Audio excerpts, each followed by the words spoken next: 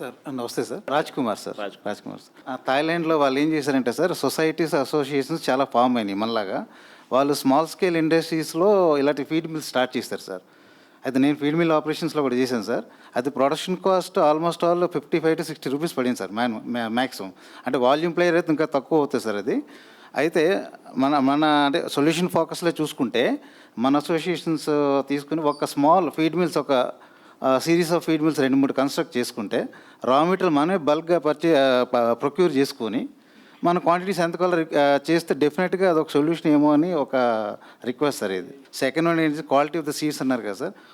ఇప్పుడు ఆంధ్రప్రదేశ్లో, ఇండియాలో 5 BMCs పెట్టారు sir, brute stock multiplication centres.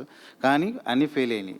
ఏమంటారంటే టాలరెంట్ ఇండియాకి కావాల్సిన, ఆంధ్రప్రదేశ్కి కావాల్సిన స్పీషీస్ ఎవరు కూడా ప్రొడ్యూస్ చేయలేకపోతున్నారు. సో అది పెట్టినా కూడా ఎస్టాబ్లిష్మెంట్ వేస్ట్.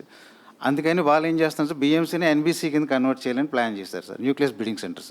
సో దానికి జర్మ్ ప్లాజమ్స్ కావాలి. అదేంటి US నుంచో లేదా సౌత్ అమెరికా నుంచి కావాలి.